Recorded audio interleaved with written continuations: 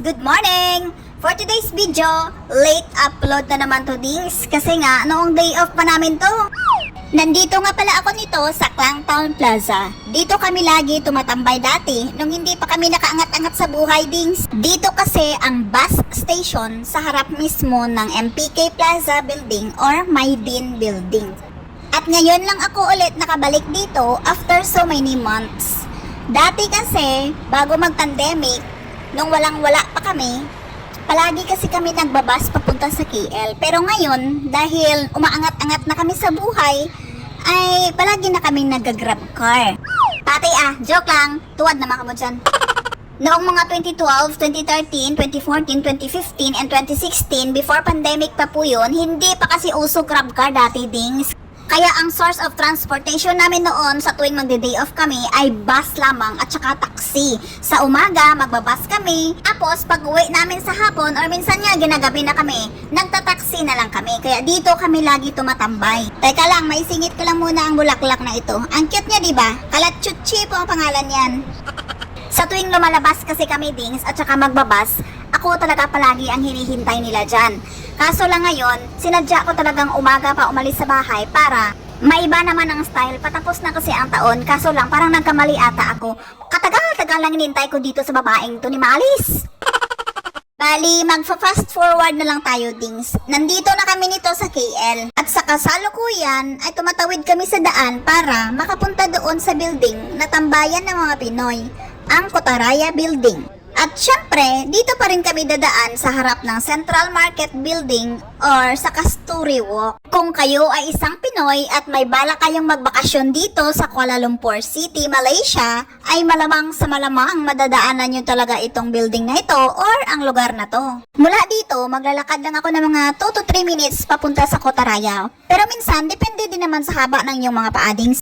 Sa akin kasi minsan, inaabot ako ng 5 minutes, kaya alam nyo na yan, nagmamadali pa ako niyan. Anyway, pagdating namin dito, dumiretso kami agad sa Filipino store para kumain kasi diba, gutom na kami kasi tanghali naman kami dumating dito. Pero syempre, hindi ko na yun nabidyuhan Dings, ano kayo gold? Pinoy foods lang naman ang mga kinain namin doon, kaya magfa-fast forward na lang tayo, nandito na kami sa labas. Hindi na rin naman kami nagtagal doon sa loob kasi kita nyo na namumuo na yung mga ulap. Pero medyo mainit-init pa, kaya yung mga kasamahan ko ay nagsilong muna kasi takot silang maitim. Kala mo naman nakagluta. Che, pero nagpa-facial lang naman yung isa dyan nung nakaraang buwan. Seriously, nagpa-facial talaga siya. Deserve naman niya yun kasi pinagtatrabahuhan niya naman yung pangbayad niya. Well anyway, shout out na lang sa mga kababayan nating walang tigil ang labas-masok sa loob ng Kotarayan na parang mga langgam. And kaunting chika lang mga Dings, pumunta kami dito sa KL para sana i-meet up namin ang aming busabos na matagal na namin hindi nakita kasi nga sa sobrang busy ng aming buhay, hindi na kami nakapunta dito sa KL na matagal or wala kaming time na pumunta dito sa KL. Kaya ngayon dahil December, ang akala namin, mamimit namin siya. Kung naghintay lang sana siya ng kaunting panahon kasi alam naman niya na malayo ang pinanggalingan namin. Pero that's it. It is what it is, no? Yan ang sabi nila na kung meant to be talagang magkita kayo, kahit gaano pa yan kahirap, ay magagawa ng paraan yan. Pero kung hindi, syempre kahit gaano kadali yan, ay talagang marami talagang palaging dahilan yan. So paano yan boss? Kita na lang ulit tayo next year. Importante buhay at malusog ang mga pangangatawan. At dahil hindi naman nag-cross ang landas ng aming imi-meet up sana, ay pumunta na lang kami dito sa bagong open na mall dito sa Kuala Lumpur City, ang The Exchange TRX. This year lang ata na open to at hindi pa kami nakapunta dito ever since, kaya ngayon ay may kasama kaming nakapunta na dito, sumama na lang din kami sa kanya. Pang-sosyalan daw kasi ang mall na to, kaya since December ngayon, at isa sa pakay namin kung ba't kami napunta dito sa Kuala Lumpur ay ang makita ang mga nagsibunggahan mga Christmas decoration ng bawat mga malls dito. Masyadong sosyalin nga talaga ang mall na to kasi pagpasok mo pa lang nakakatakot na ang bubungad sa iyo. Pero dahil mga feeling social lang kami, ay Christmas tree lang talaga ang ma-afford namin. Walang bayad to Dings, libre ang pumila dito para magpa-picture.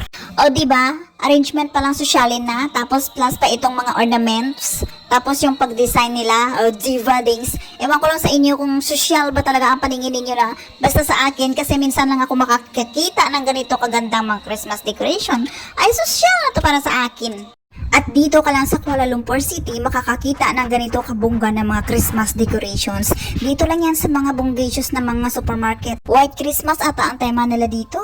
Kaya nawili talaga ako kapang video-video na hindi ko namalayan na yung mga kasamahan ko ay nag-i-enjoy na pala sila kaka-picture taking dito. And syempre, hindi tayo papahuli dyan, kaya sariling sikap na lang to dings. Kailangan talaga nating magkaroon ng souvenirs dito kasi first time nating pumunta dito nga. At saka, hindi natin alam baka next year, ibang style na naman ang i-decorate nila dito. Or di kaya, baka next year, hindi din tayo makakapunta dito. Kaya, kayo na ang bahala mag-adjust din sa. Kayo na ang bahala mag-adjust kung ano ang inyong mga expectation versus reality sa video na to. Hindi nyo lang talaga alam na sa lahat ng oras, mahirap talaga ang magpiling vlogger, lalo na kung wala kang mapag-utusan na kumuha ng video sa'yo. Kailangan mo lang talagang tatagan ng iyong loob at kapalan ang iyong mukha. Kasi sa dami ng taong dumadaan, akala tuloy nila sa ulo ako. After ng napakahabang sesyon namin doon, finally napagdesisyonan na rin namin maglakad-lakad para mag-window shopping o di kaya maghanap ng pagkain. Yung gala-gala lang ba? And syempre, habang gumagala kami na daanan na naman namin itong isa na namang Christmas decoration. Christmas tree na naman ito at saka white Christmas na naman. Tignan nyo naman kung paano nila i-design ito. Oh, nakyutan na talaga ako kaya alam nyo na ang manding nyo, mahilig talaga ako mag-document ba? Tignan nyo ito lang guys. At kung mahilig ako mag-video-video, ito namang isa, hindi naman talaga magpapahuli. O siya at kami pauwi na dings, baka mabundakan pa kami kaulan. But anyway, ngayon ko lang talaga ito nakita yung paipo-ipo nila ceiling dito. Kanina nung papasok kami, hindi ko to talaga nakita. Promise, I swear. Oh, kita nyo dings, talagang hindi kami nilubayan ng panahon. Inulan talaga kami sa gitna ng daan. Pero syempre, ulan lang yan. Mga sosyal kami kaya sitting pretty pa rin kami sa loob ng grab car. Anyway, alam niyo ba dings na ang lugar dito ay parang funny? Kapag naabutan ka ng sobrang lakas na ulan sa gitna ng daan, pagkalagpas mo ng 1 kilometro, ay ang lakas ng sikat ng araw. Kaya nung first time kong na-experience yan, natanong ko sa amo ko, ang sagot sa akin, depende daw yan kung saan naabot ang hulma ng ulap. Wow! So yun lang dings, kasi may dadaanan pa kaming isang mall at magsisend kami ng pera. Ay, yung kasama ko lang pala ang magsend ng pera kasi wala naman akong perang isisend, char. At maraming salamat sa lahat ng mga sumusuporta kay Manding Usay na hindi nanunumbat, no?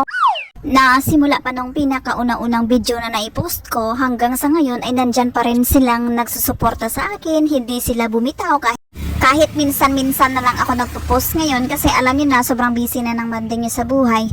You guys deserve a space in my heart, char English.